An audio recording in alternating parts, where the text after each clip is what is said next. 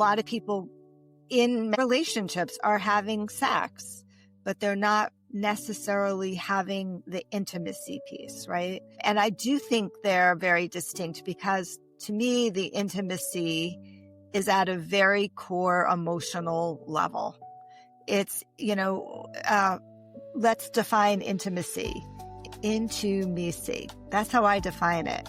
So it means that I allow you to see into me, which means that I have to be very vulnerable. I have to have my walls down, and there has to be enough emotional safety in that relationship to allow that to actually happen. Welcome back to Shine In and Out, the space where science meets soul.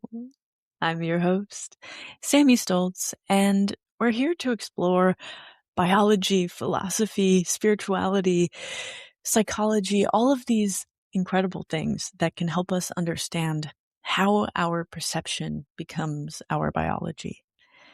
So today's guest is Xanet Pailet, a sex and intimacy coach, a trauma-informed somatic practitioner, and the author of Living an Orgasmic Life. She helps women who've spent a lifetime being good or strong or simply just fine learn how to feel again. Her story mirrors one of the oldest patterns that we see in society and in the human nervous system. The way that high-achieving, high-functioning women can be killing themselves quietly while looking like they have it all together.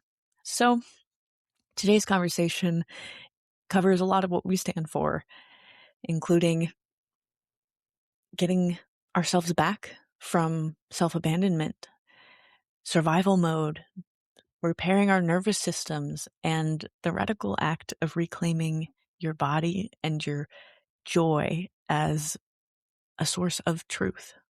So let's jump in. Hi, Xanet. Welcome to Shine In and Out.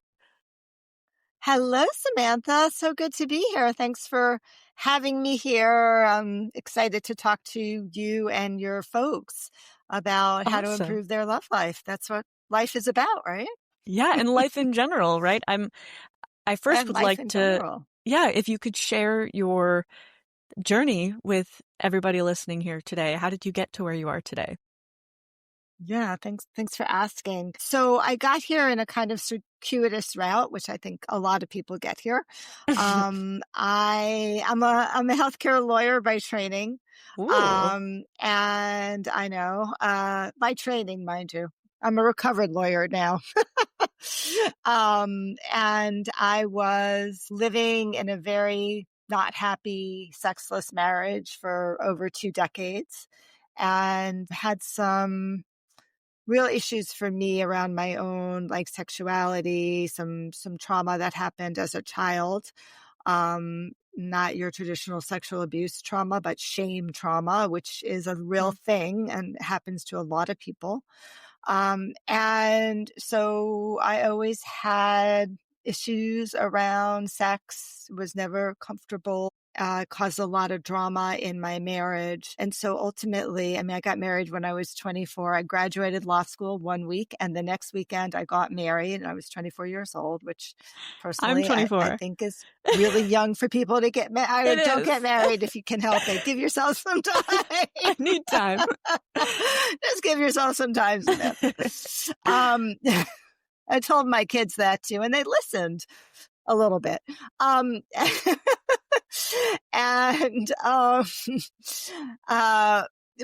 there was a lot of drama. So when both my kids were born, I was all of 28 years old or 29 at that point. Kind of in my early 30s, we stopped having sex, and then we stopped having connection. Not that we ever really had a great one, and no intimacy. And I stayed in that marriage for so many reasons, but largely because we were good parents and I didn't know better. And I felt really broken.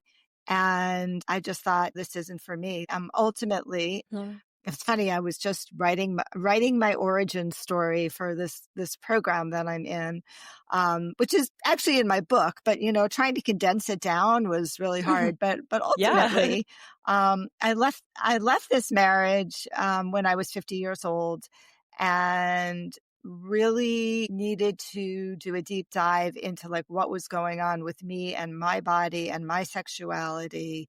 And that led me to get involved in a lot of different trainings, just for me, right? To understand what was going on for me. I never had any intention of teaching or coaching or anything like that. It was just like, let me try to figure Xanet out, Funny how that so that happens, I right? could right? So that I could hopefully like be in another relationship with somebody, because I'm a very relationship focused person. But, as often happens, right?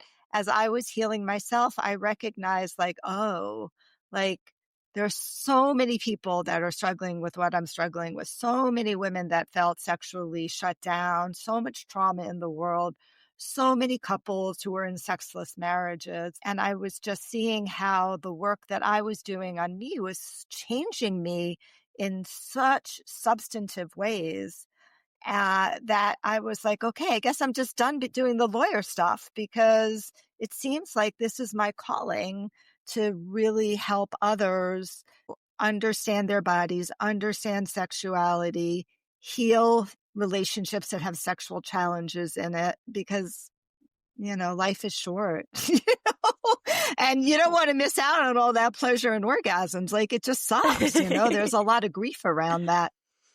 Trust Yeah. me, 20 years, 24 years of no pleasure, no enjoyment around your body and sex. Like, it Yeah. sucks.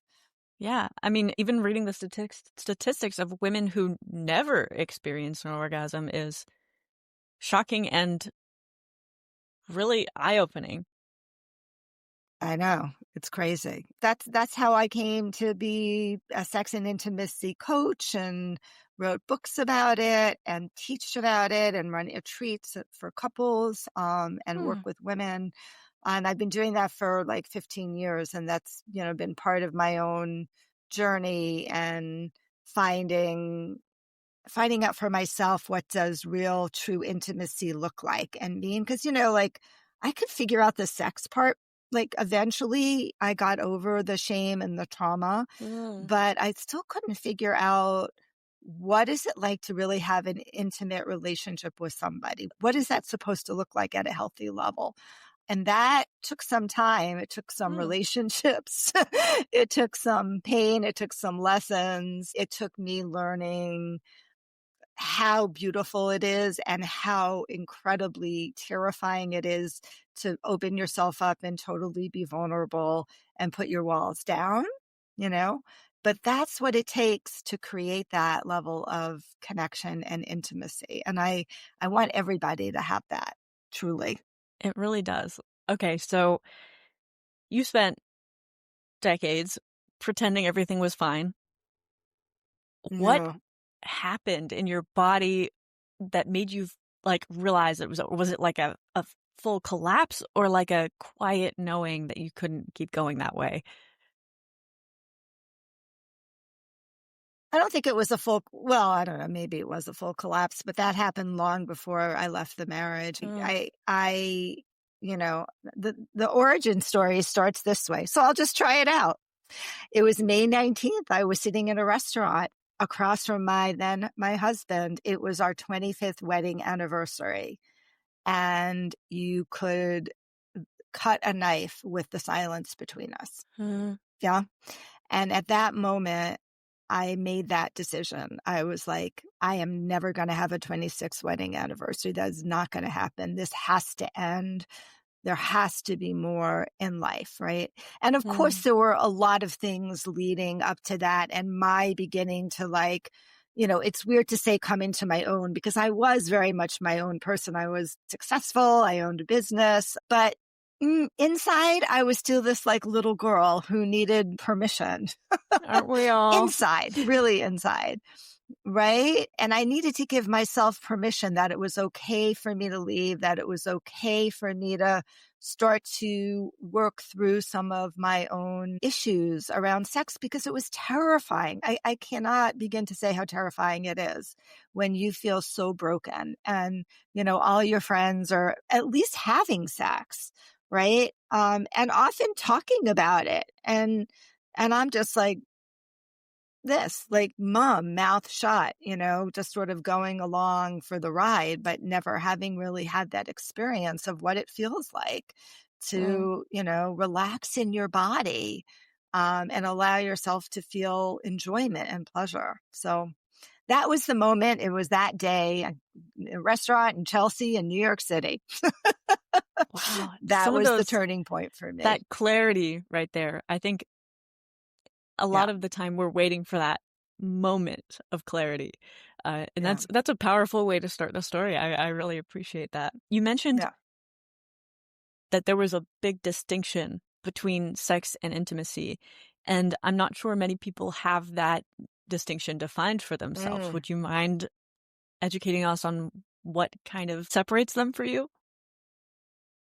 So I think for me, sex is a physical thing. It's an act. It can be a good act, but it's a physical expression of pleasure and enjoyment in your body. And a lot of people in relationships are having sex, but they're not necessarily having the intimacy piece, right? Mm-hmm. And I do think they're very distinct because to me, the intimacy is at a very core emotional level. It's, let's define intimacy. Into me see. That's how I define it. So intimacy means that I allow you to see into me, which means that I have to be very vulnerable. I have to have my walls down, and there has to be enough emotional safety in that relationship to allow that to actually happen. And I think a lot of couples really lack that emotional safety to allow that intimacy to happen. So they just keep on having sex, but they're not feeling emotionally connected. And eventually one partner, often the woman, will just say like, when I don't feel emotionally connected to you, I don't really want to open myself up sexually either. Yeah. Right. Yeah. And that's how a lot of sexless relationships start happening. It's a shame. And I think I've kind of realized over time that vulnerability is the key to intimacy, but it needs to be reciprocal and somebody needs to start it. And that is very scary. So yes, you have these couples coming to retreats with you. How do you facilitate those beginnings in the women that haven't felt their bodies in a long time, or the couples that kind of can feel that knife of silence, but aren't at the point where they want to stop trying? Yeah.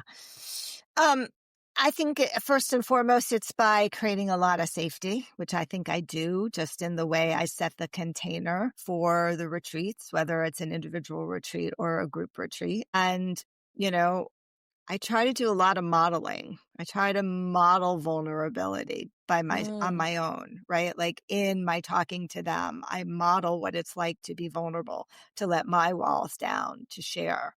And then, I think one thing that people maybe don't understand, Samantha, is that everything around sex and intimacy are skills.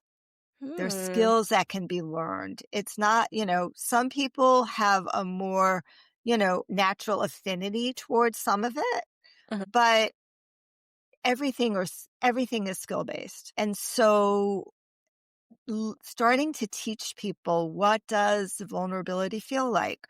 What does empathy look like? What does it feel like? Those are all really important parts of creating emotional safety with a partner, right? And giving them a felt sense. So we're not just like talking. I mean, we do talk, of course, but we're not just talking about what does it look like to be more connected? What does it look like to be emotionally safe? We help them, I help them create that experience in their bodies and between each other by doing interactive, like experiential exercises with them where they start to like really stand in each other's shoes, if you will, for a few moments and really begin to talk to your partner about what it's like to be them, right? That's a way Yeah. to feel like we're seen, we're understood, or maybe we're not. And then we know, oh, there's a lot more work to be done here, right? Because you really don't understand and see each other. Yeah. But that starts to create the emotional safety because it allows you to feel like, oh, okay, this person gets me. They understand me. I can trust them. I can trust their judgment. That's the beginning of the process. I couldn't agree more. I think understanding is a prerequisite for love. I think every hmm argument that I've had with a significant other was just me trying to understand where they were coming from. And I know that sometimes I can be, pushy, but I don't want to let up until I understand because I want to continue to love. You know what I mean? So Mm-hmm. that's beautiful. And something I want to underline here, Yeah. when someone learns to feel safe again, it's biological as well. It's not just on the surface. Your Oh, emotional 100%. repression, yeah, it's not just psychological, it's cortisol rhythms, it's your vagal tone, it's inflammatory gene Yes, expression. And when safety increases, you actually totally. have your methylation pattern shift, your immune markers stabilize, and the brain literally updates predictions of danger. So, in that sense, feeling shouldn't be considered a luxury. It should be considered a Oh, biological I love that. necessity, right? Yeah, I mean, for our Yeah, health. I love the neuroscience component. Yes, the neuroscience component that you bring to it is so beautiful. But yes, of course, when we feel emotionally safe, right? We feel grounded, we're more in a parasympathetic rather than a sympathetic fight or flight kind of space. And there's also attunement going on, right? Because two nervous systems are always looking to attune to each other. So you can attune it a very like, oh my God, we're both anxious, da, da, da, da. Or you can attune it like, we're both calm, we're both relaxed, we both feel grounded, we both feel safe. So yes, it's such an important aspect of understanding the somatic piece of it and the way that your nervous systems talk to each other really is critical in creating that emotional safety and the intimacy as well. Absolutely. Um, I Okay. feel like perspective has a lot to do with our own healing. And a lot of women, when they're coming from this place of, I'm fine, I'm trying to be strong, how do you help them stop seeing their body as a problem and start seeing it as a compass to move forward? Mm. I think that the biggest issue for women is acceptance of, first acceptance of this is our body. Like, we can change it, we can lose a little weight, we can put weight on, but Mm. it's still our body. And I take them through this beautiful exercise. It's called Your Body is Your Best Friend, right? Where they really like shift their mindset to think about their body is the only thing that has been with them from the like moment Mm. they were conceived and is the only thing that will be with them from the moment they leave this earth, right? And all of the ways in which your body supports you, because what we think about is a negative. Oh, I'm crampy, right? I twisted my ankle. I'm feeling flabby, whatever, right? We're, and I think in some ways we're attuned to the negative. And I try to get people to understand, like, you have this incredible, amazing body. It heals itself. when there's a scar, when there's a tissue Yeah. injury, right? It creates, it moves blood cells throughout your body. Your lungs breathe, right? If you've been a mom, you've created and Yeah. held this new being in your uterus, right? And really giving people, and it's going to change just like you're going to change. And so really giving women a sense of like, oh, yeah, this body is kind of amazing. And I've just been Yes. dissing it over and over and Mm. over again.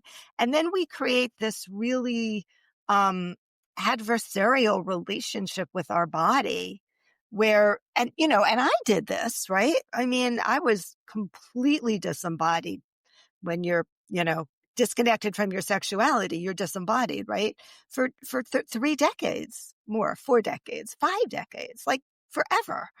And then we had this adversarial relationship, and I'll give you an example, right? So I had vaginismus, which is pretty Mm. common for women who have had sexual trauma, and basically, the vagina is a muscle, and just like any other muscle, it goes into fight or flight. Yeah. And it's a protective muscle, and vaginismus is like, nothing's penetrating. I'm closing all the muscles of the introitus, which is the opening to the vagina, and then the whole pelvic floor gets really tight. And I learned at a workshop that I went to, a women's retreat, as a matter of fact, I realized for the first time, I'm like, oh, that was actually you protecting me, because all you knew was pain. That's all Mm. you knew. Something goes in there, speculum, penis, finger, it doesn't matter. It's going to cause pain. So I'm just going to close up in order to protect you. Now, I don't need that protection anymore, but I had to recognize that that wasn't my body fighting me. That was my body actually loving and protecting me. And that was a huge mind shift. That was a huge change for me, right? That's And I think beautiful. those are the type of experiences that we need to understand about how our body protects us. That is so beautiful. It actually relates very much to one of the topics that I want to research in my PhD, which is reframing the bodily functions. Like, so say you have chronic pain, instead of Mm, being down on your body, like, or down on yourself, feeling like your body's punishing you for not treating it properly. It's actually your body communicating that you're not doing things super great, and we could work together to feel better, because it naturally does heal and it right, wants you to be at your best. So we can work with it, right? right. instead of against it. Yeah. And it's trying to work with us. And the sooner we realize that, the sooner we can heal. And like you said, with the negative thoughts, I mean, we have like an estimated 6,000 thoughts a day, and 80% of them are negative. Yeah. Come on. That's So amazing. it's a great reminder that we need to, when we see the positive, be present and recognize it. And Totally. And so that's when you where, were yeah, gratitude comes in, right? gratitude. Yeah, absolutely. Absolutely. And you were talking about how people, they separate sensuality from healing. They don't even consider them to be in tangent. So what is your blueprint of them being inseparable? Well, I mean, let's put it this way.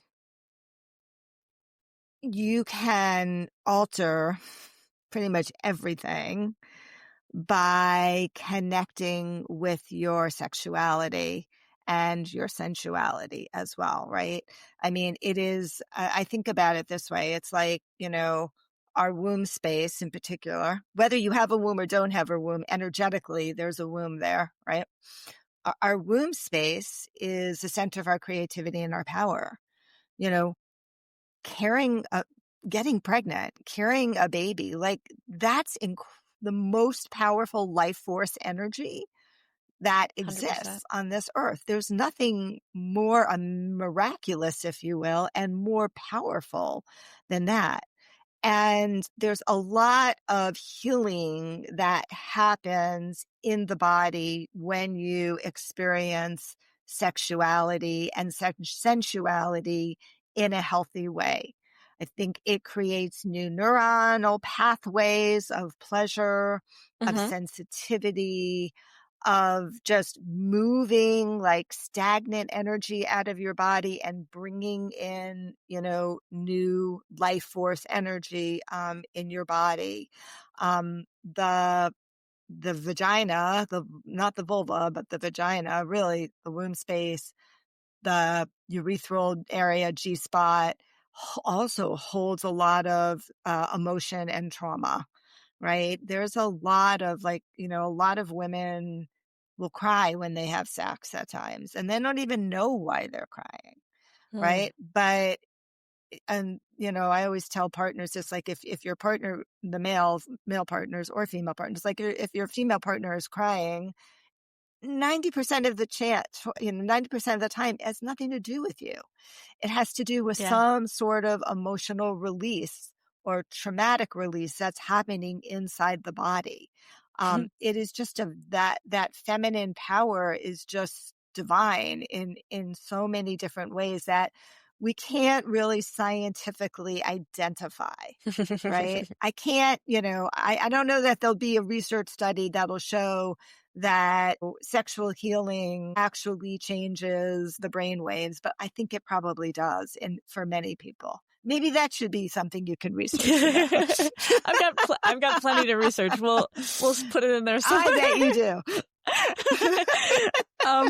So what came to my mind with the sexual healing journey that you went on, I'm sure you also noticed that you weren't just abandoning yourself in that sense. You were abandoning yourself in a lot of senses, pretending you were fine, saying things were okay when they weren't, being strong when you Right. needed to be emotional.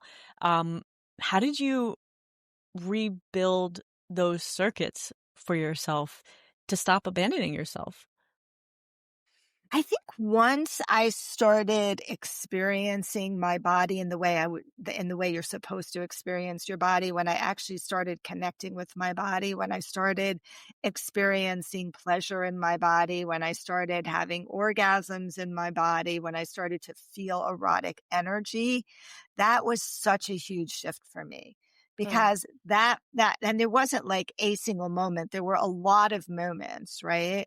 That really shifted that piece of like, oh, wait a second, I'm not broken. The Mm, abandoning myself was like, I can never have this. I'm broken. There's something wrong with me. And releasing that was around like, oh, no, no, no. Like I function just fine. I can get turned on. I can feel sensation in my vulva. I can have an orgasm. I'm okay. Right. And I think that for me was such a dramatic moment whenever that came to be. And there were lots of those kind of moments where I was like, yeah, I'm good. Like I can have this just like every other woman can have this. And it was amazing. It shifted my entire life. I mean, it wasn't just my body that shifted. I left New York. I moved to California. Most of this happened in California. I moved to California. I stopped working. I was like, I'm not going to do this at the time I was working for nonprofits, running them. I'm not going to do this anymore. Not fulfilling me. I'm going to do something that I want to do. I took huge risks that I would never had taken before because I just trusted. And then I think the other thing is, and this is really key, is, our womb space is also like our intuition. I mean, I know our mm, intuition is up here in our third eye as well, but to me, it's really in our womb space. gut And instinct. that instinct, right? When you can start to trust your body, which I didn't do for, 50 years, but when you can start to trust your body, then you can listen to your instincts. I overrode my instincts over and over and over again. When I started listening to my instincts, everything shifted. Everything changed for me. It was huge how that happened. One thing after another after another. It's just like the universe just kept on showing up, showing up, showing up, showing up. And I was like, okay, I'm here. Yeah. I mean, it's so funny because we think about those hardest moments in our lives, and now I'm like so grateful because there was a period of time when I was with somebody and I had these instincts. I had this intuition that I couldn't trust them, and I ignored it. I didn't listen to it for almost Mhm. 2 years. And I was the problem, I was trying to work on it. I was, you know, doing everything but listening. And when it all fell apart and what I was worried about happened, the lesson was not there's anything wrong with me. It was, in fact, I'm never going to not listen to myself again because I knew. Yeah. I knew. And since Mhm. then, only listening to myself, I mean, it's been a completely 180 experience. And I think the people pleaser in us needs to die a little bit for us to come into our truth. And that's a difficult thing. Yeah, I think that's true. If you grew up doing that, Yeah, if that's your defense mechanism in life, it's difficult. I'm totally. still working on it. The Yeah. perfectionism and all of those Yeah. things. Yeah, absolutely. Me too. Yeah, I totally agree with that. It's hard. Those are blueprints that we get so early in life, and we bring that into our personal relationships, our romantic relationships. And we have to really work on ourselves and be conscious and be aware of like, oh, I'm in that pattern again. I need to break that for sure. Yeah, but it's all 100% agree. gratitude, like, thank you for that lesson. Yeah. It wasn't a great experience at the Yes. time, Yes. but I can No. I Lots it's of lessons we yeah, I learn. am who I am because of it. I'm happy to be where Yeah. I am, and thank you for showing me your true colors because I didn't have to waste any more time. So, Right, and you don't and, hopefully you won't repeat that lesson, right? Often we do I will repeat not. that lesson until we learn it. Good, I will not. awesome. I was very Because conscious. 'Cause I've repeated a lot of lessons, trust me. Yeah, and they'll keep coming until we consciously fix Ab what's going on. Yeah, so, Absolutely. a huge theme that I actually see in this podcast is people doing jobs their whole lives that are characterized by financial security or what society says is what's best. And you were a lawyer for a really long time. I see that as the pinnacle of high strung, high stress, putting work before ourselves type career, as admirable as it is. And as somebody who pushed myself in so many ways into burnout, physical burnout, and seeing all of my guests, honestly, that I can think of, having started in a career like that and moving into what they call a calling, like you said, that Yeah, you moved into your yeah. calling. As somebody young, I'm trying to learn, like, as I'm starting Mm, off on this journey to what my career will be, yeah. I'm trying to learn from those epiphanies so that maybe I can get ahead of it and start my calling now instead of doing what feels sensible or what my family is telling me to do or what society expects of me. So Yeah, yeah. what do you say about that? I love that. Very laudable. Uh, yeah, I have a lot. I mean, there's a couple of things. One is like, I think you're already doing it. Like, you're already in the discovery process. You're doing this podcast. You're asking good questions. You're meeting interesting people. You're seeing like, oh, there's lots of possibilities, out here. And I think a lot of women in my age group who grew up in the 60s and the 70s, right? Like, we didn't have those kind of choices, that we didn't have those type of options. Yeah. You're going to be a lawyer, you're going to be a doctor. I would have been happy go to business school, to be honest, but that wasn't even really an option for me. I think at the end of the day, that's what I would have enjoyed the most. Hmm.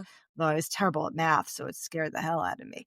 But I was always interested in healthcare. So I was a healthcare lawyer for a period of Mm. time, but I was mostly running healthcare not-for-profit organizations. I did lobbying in Washington, D.C. I ran big national medical organizations. And then I started my own healthcare consulting practice Wow. as well, my own firm in New York. And, it was enjoyable. Like, I don't regret that work. I learned a lot. I had some interesting experiences. I became a great fundraiser, which ended up being really important for me It's a down the great road. skill. Yeah. Um, I I think sometimes you can't predict where your life is going to go, Never. I mean, you can't predict where your life is going to go. And, I feel like just like I advocate that sometimes, we all have different relationship chapters. Like I don't believe in the fairy tale that you have to just stay with one person for the rest of your life because that's the Cinderella fantasy or that's what society wants you to do. I feel like no, for many people, like you could have multiple chapters in your life. That's actually a really healthy thing, right?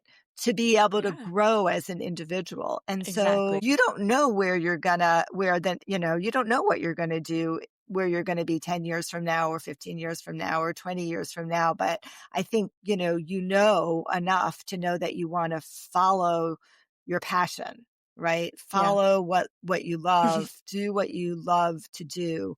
Don't settle Yeah. for, something that just are golden handcuffs is a thing, right? Like my ex-husband, golden handcuffs. He was a lawyer in a big, huge firm doing M&A. Hated it. Golden handcuffs, right? Those are lessons that we taught our boys. Don't do that. They saw the Don't do suffering what we I both did. went through. Don't do that, right? Follow, family is important. Like, Yes. not, but one's a teacher, one's a director and composer and works in theater. Wow. But, That's passion. families very much so, right? And for both of them. But family is important and doing what you love is important, not just to have a paycheck, because it creates a lot of misery for people. So that would be Yeah. what I would say. Beautifully said. I used to fear the unknown so much. Like that was like the bane of my existence as a kid. But now I allow it to be beautiful. I have no idea what's going to Yeah. happen and Embrace I it. am excited. You know, it could be anything. Yeah. It um could be anything, right? And it could be yeah. like 5 different things, Yeah. over the course of your very young, your lifetime, right? It could be so many different things. You can transition from one thing to another and bring all that skill set.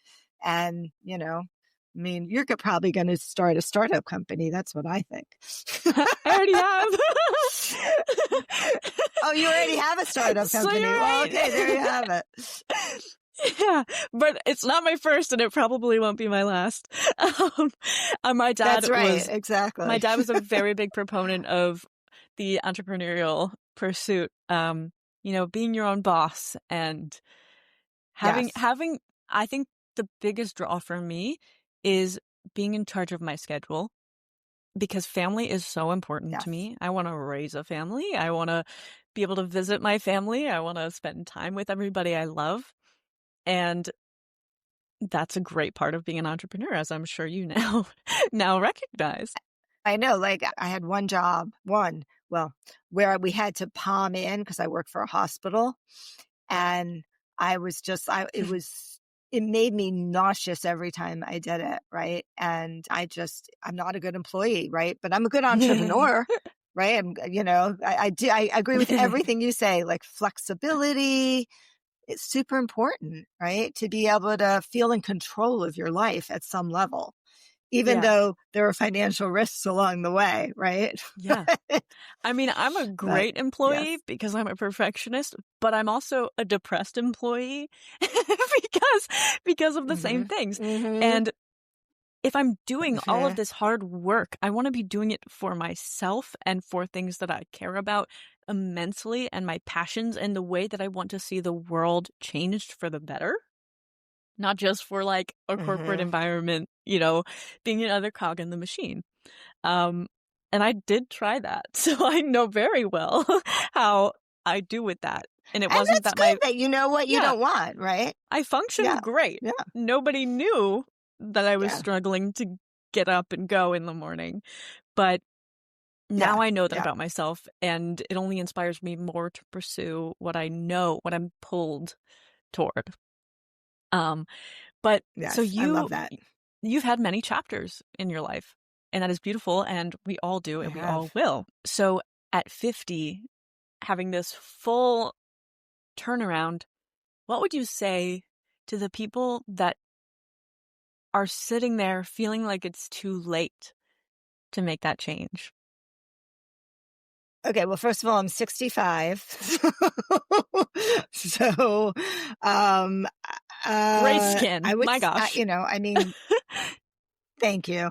That's Riverside. Thank you very much. um, I mean, I would say that it's never too late, right? Like that's, that was the lesson that I learned. Like, I wasn't done at 50. 50 was just the beginning of chapter 2. And in my 60s, I'm in chapter 3. And who knows, maybe there'll be another chapter or 2 ahead of me.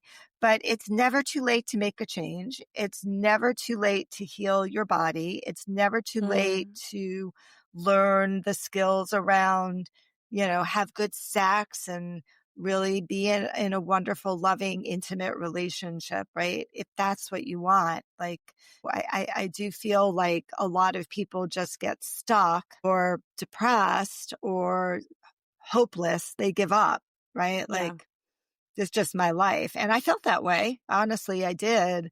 Um, when I looked at myself and I was like, there has to be more to life than this. I'm like 50 years old and there has to be more to life than this. Even though I had it on paper, incredible life, right? yeah, There's so many people who would be so that's so grateful true. for where I lived in New York City, for having 2 amazing kids, a beautiful apartment, a great job, made a lot of money, blah, blah, blah. That's so But true. there still had to be more to life. Yeah. Just because it's a respectable lifestyle doesn't mean it's right for you. Absolutely. And like you That's said, right. your body That's your right. body is always ready to heal. Your brain is always ready to make new connections and grow. That is the beauty of neuroplasticity. It's just a matter of deciding to be on the same team. I think Yes. that's the gist of what Yes. we're Yes. I love getting that. to. Yes. Yeah. Yes. Be on the same team with your body and your brain. Yes. Don't So fight in it. a Embrace it. don't fight it. Yes. Yes, work with it. Feed it what it Work wants. So totally.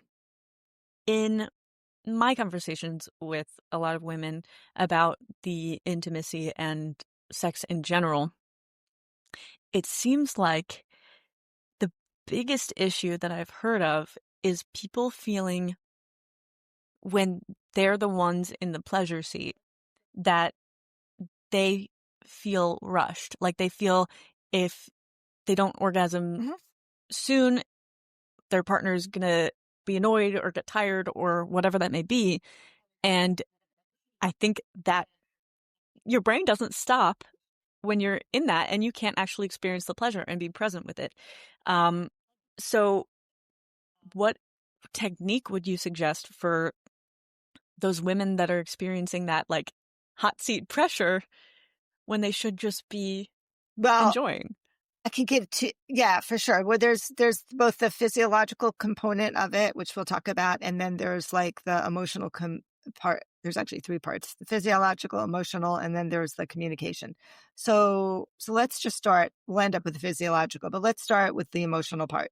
A lot of women don't feel like they deserve to have that much attention put on their body, right? We feel, and that's why we feel rushed. I think a lot of it comes from, again, this may be different generationally, so it's interesting that you're saying that. I'm assuming you're talking to some of your peers more, that we just don't deserve it. Like we're not allowed to take that much time. I think that's a big piece. It's hard to receive that much attention, number one. But number two, we are totally in our head right? Mm-hmm. And we're feeling all of this pressure because we're not like communicating with our partner. So a lot of women will say like, it takes me, and this is normal, right? It takes women 30 minutes, 40 minutes to actually get really, really turned on and warmed up. And they're thinking that their partner is bored. Let's say they're going down on them. Just say that. Like they think their partner is bored and is not enjoying it. Have you asked them? Because most men really enjoy that. And they could, I've talked to a lot of men. I could stay there for 2 hours. I'd be totally happy. Right. But we don't have that communication to be able to say, wow, I'm feeling really pressure to orgasm quickly. Are you like, can we talk about that? Right. There's no communication around what a woman's arousal pattern really looks like. Right. Younger women, and again, I'm curious that you're saying this, right? Because typically younger women have, the hormones are stronger, the estrogen is stronger, the testosterone is stronger, and they tend to get aroused faster, right? They tend to have more of that spontaneous arousal, which is much harder as your estrogen levels and testosterone levels start to drop. But that's why a lot of women end up faking orgasm, because they're afraid that they're taking too much time with, for their partner, with their partner. So those are like the emotional and sort of communication components. Physiologically, one of the best things that you can do is to breathe, to allow breath into your body. First of all, it settles the nervous system a little bit. Second of all, it allows you to feel more sensation. So the more you breathe, the more you activate that vagus nerve, right? The more sensation you're going to feel physically in your body. That's why when you're doing a deep breathing practice, you get tingly all over, right? Same thing during sex. The more you breathe, the more you both relax your body and also get aroused at the same time. So both parasympathetic and sympathetic are kind of working together at that point of climax, which is the intersection of arousal and high relaxation. And breath helps you to relax your body and be more in that experience. And I think women are getting rushed, right? So that has to stop, right? There has to be like a conversation of like, hey, this is what I need in order for me to get to the point that I feel really turned on. And there's technique issues as well. Like there's so much focus on the clitoris, for example, right? That it starts getting numb. And then you're never going to have an orgasm because the nerve endings are dead, right? So there's also like understanding how to bring arousal up and bring it down, bring arousal up and bring it down, right? These are skills, techniques that anybody can learn as well. But one of the things that I hear a lot is like, and I've experienced it, like I'm like at an 8 on the arousal scale, but I can't get over the bend. I can't climax. I can't get to a 10. And again, a lot of times that happens because the energy is just stuck in the genitals. It has nowhere to go. We're contracting, right? We're squeezing our legs, trying to push the orgasm out. That's never going to happen, ever. Rarely, I should say. Some women can do that, but that's not really the way it happens, right? It's really more about moving the trapped energy from the genitals around the body so that the release has a place to go. Breath does that. Making sounds does that. Moving your hips, moving your pelvis, right? So the energy isn't so trapped in the genitals, allows that to actually happen as well. So those are some tips, when you're feeling like stuck physiologically, things that you can do in order to try to shift the energy and relax that part. Yeah, I think it would also be really helpful to get you out of your own head. Like if you're like, hey, let me focus on breathing, or hey, let me focus on moving a little bit or making noise, like then you're not so, right. What if I'm, So I loved what you said. I'm feeling it. Right. Exactly. Yeah. So that's why. Yeah. Oh, yeah. So what you said about the intersection of relaxation and arousal, I have never heard it said that way, and I've never thought of it that way. But you're completely right.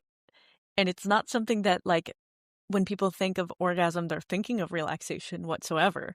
But you do Right. need to have Right. that level of relaxation in order to allow yourself to feel that release. So that's Yes, another 100%. eye-opening. Yeah. Yeah. The reason why I made that face when you said we don't deserve it was not it wasn't like a personal experience. It was like me thinking of womanhood and how hard all of the women I know work to make everyone else's lives better, and yet they Yeah. still feel that way. Like, Yeah. that Yeah. breaks my heart. And how does that happen? Yeah. And if we just sit for a minute and see how much we're doing and how valuable we are, we definitely, I mean, just by virtue of being alive, we deserve to be happy and feel pleasure. But you are doing so Yeah, I much agree. more than what you have to be doing, and you're not even allowing anything to come to you in return. Right. Yeah, I do think that, and that is from the emotional perspective, from the blueprint perspective, right? I think that is a big issue that women really do face is, yeah, we're givers, right? A lot of women are givers and we're people Yeah. pleasers, and we haven't been empowered to be able just to receive pleasure and receive recognition.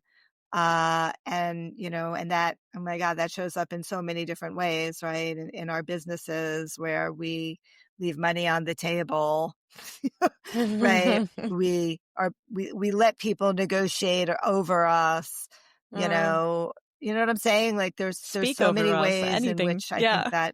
that take over us, right? Like we're afraid to ask for what our worth is. I think that is just like a challenge that women have. I was hoping that was more my generation, but like speaking to somebody like you, it's like, no, this is like, it's, well, we know what it is, right? It's the patriarchy, right? Hey, we're getting better and better. I It's have not, a theory that they're afraid of our we're getting power, better and so better. they're pushing us They are. down because they know. They Them. know. Yeah. Even if it's unconscious or They know that if subconscious, women they took know. over the world, the world would be amazing, right? Like Yeah, there wouldn't be really. wars, and, I say that we'd all be the time. incredibly productive. I say that all the Yep. time. Yeah, Yep. I actually, I hope like, in speaking. your lifetime that happens. Me too. I don't Me think it'll too, and happen in mine, but I hope in your lifetime you see that. I think we're moving in the right direction. I really do. More and more women are Awesome. in education, more and more, like, it's great directions. I'm happy about it, and we'll keep the momentum. But when we were talking Awesome. about deserving, it really starts in you. And I had to learn that myself because I had partners that I would just, like, try to give them all my love. I'm like, "I'm giving it to you," and they're telling me I don't deserve it. I don't deserve it. And it doesn't matter how much I wanted to give it to them or how much I believe they deserved it. There was a wall.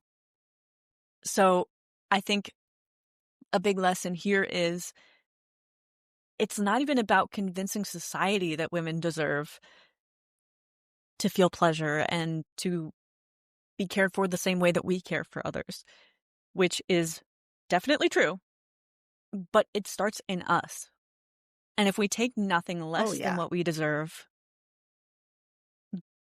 then everybody just kind of has to conform to it. Otherwise, they're not going to get anything they want. So it Yes. can be scary at first, but valuing ourselves and loving ourselves is the first step in all of it. 100%. I totally agree with that.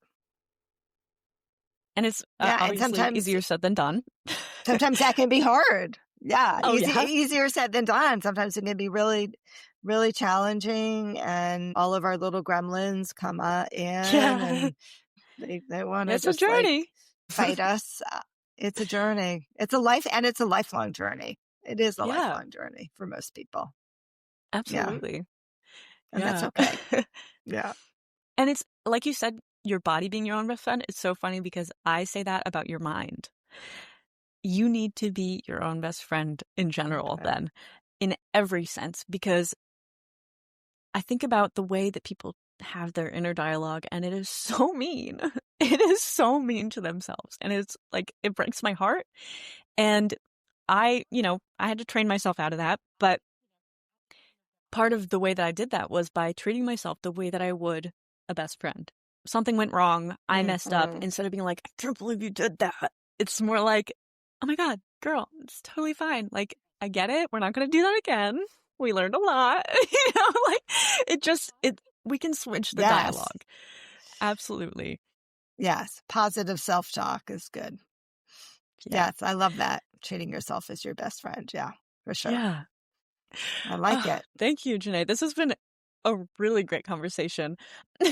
I would love to hear your closing statement. What the person that's listening right now, that's gone on this journey with us and is going on their own journey through coming back to themselves, Mm.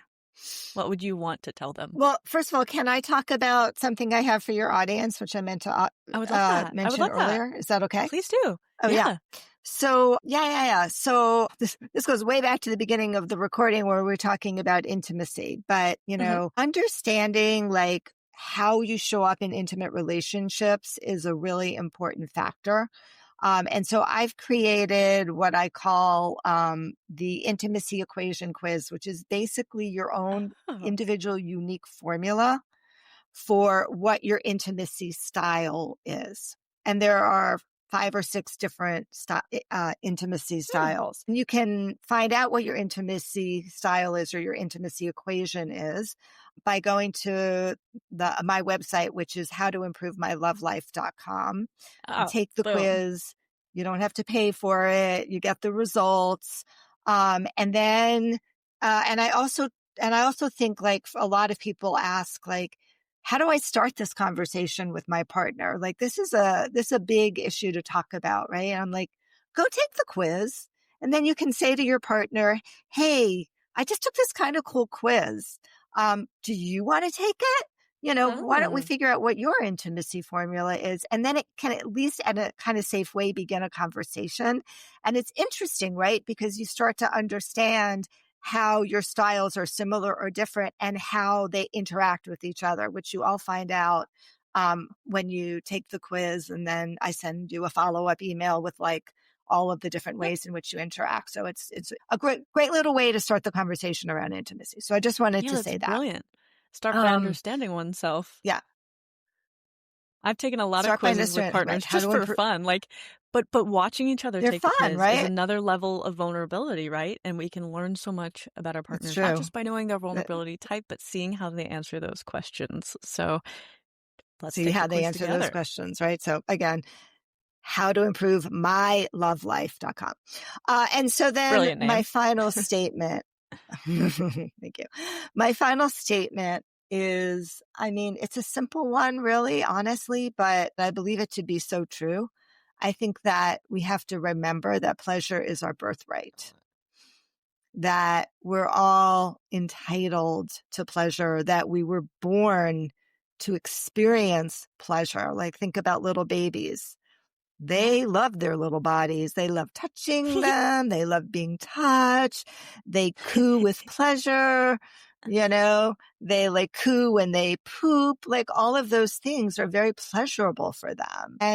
And that's what we were born with. That is our birthright. And if you're not experiencing pleasure in your body or in your relationship, then you owe it to yourself to address it, to do something about it, because it will change your life. I could not agree more. I think among the birthrights, pleasure, love, and happiness are all in there. And if you don't have one, or if you don't have all three, there's some work to do. And hopefully this That's episode right. helped. And there'll be more like that coming. Well, thank you so much for like having me and engaging in this conversation. I just wish more people would just talk freely about what's going on in their sex Yes, life, because it's not something we should be ashamed of. It's something we need to bring more to the light. I agree. The taboo subjects, really, especially this one, should not be avoided. If we can be Mhm. comfortable, as an example, talking about these things, people will see that it's not as taboo as it needs to be, or it's not as taboo as it is made to be. Right. So yeah, thank you for everything today. I'm so excited to share this with everyone. Um, and yeah, thank you. You're welcome. Thanks for having me. This was super fun. Yeah, a pleasure to meet you too. Absolutely. Thank you so much. Janae, thank you so much for being here and sharing your wisdom and experience with us today. It's a beautiful reminder that it's not always clear that you've lost yourself until you have that aha moment, because it's a culmination of these tiny decisions, one quiet little override at a time. But the good news is we find ourselves in the same way by following one feeling, one truth, one breath of safety at a time. So remember, your body is your teammate. Stay grounded, stay feisty, and keep shining.